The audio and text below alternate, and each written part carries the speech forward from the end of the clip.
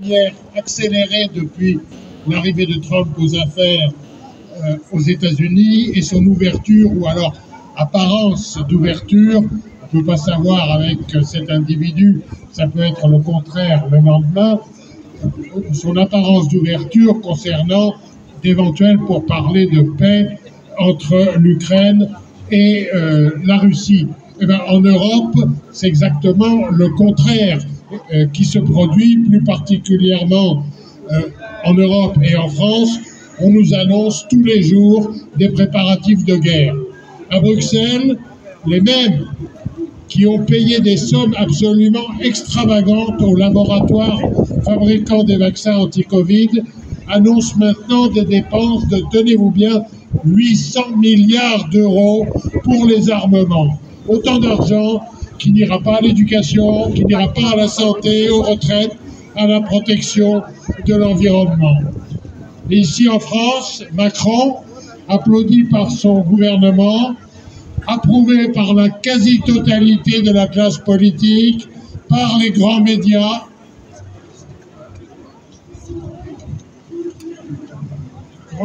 qui relaient leur discours au quotidien, il annonce le doublement du budget militaire de la France d'ici 2030.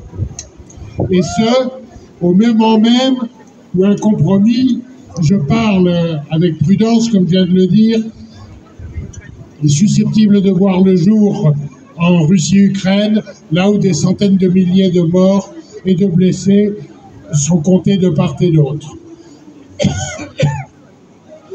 Macron et les autres, ils emploient le mot réarmement. Il faudrait que l'Europe se réarme. Mais c'est un énorme mensonge, parce que la France n'a jamais cessé de s'armer et même de se surarmer. Depuis son arrivée à la présidence de la République en 2017, le budget de l'armée française est ainsi passé de 32 milliards d'euros à 47 milliards l'an dernier, soit une hausse de plus de 40%.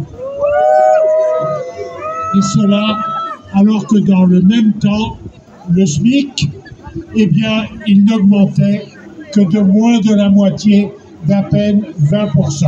Cherchez l'erreur. Et alors qu'il y a quelques semaines encore, la grande question économique débattue matin, midi et soir à la radio et à l'Assemblée, c'était le déficit budgétaire du pays. Est-ce que ça va être 5%? Est-ce que ça va être 6% du produit intérieur brut?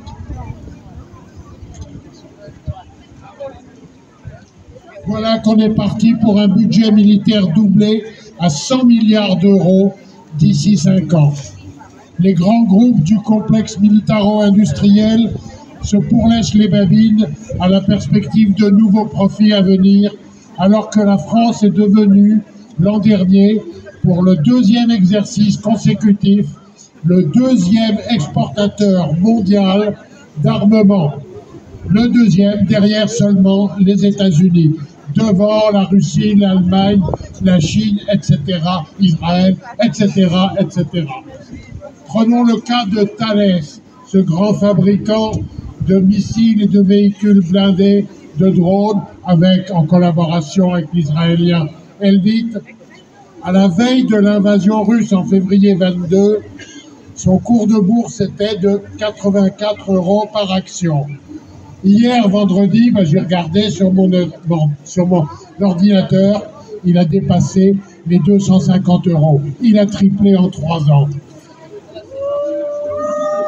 Vous ne pouvez évidemment pas en dire autant, ni de vos salaires, ni de vos retraites, ni de vos allocations chômage, bien sûr.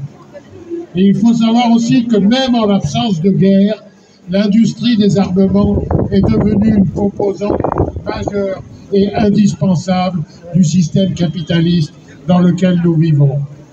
En France, des milliards et des milliards d'équipements ont été dépensés pendant des décennies par les pouvoirs publics, sans jamais servir, sinon à faire tourner une économie de guerre et les profits qui vont avec.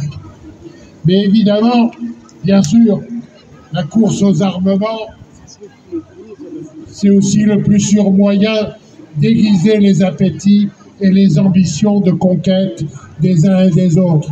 Parce que quand les états-majors ont des arsenaux de plus en plus grands, tout ce qu'ils demandent, c'est pouvoir s'en servir.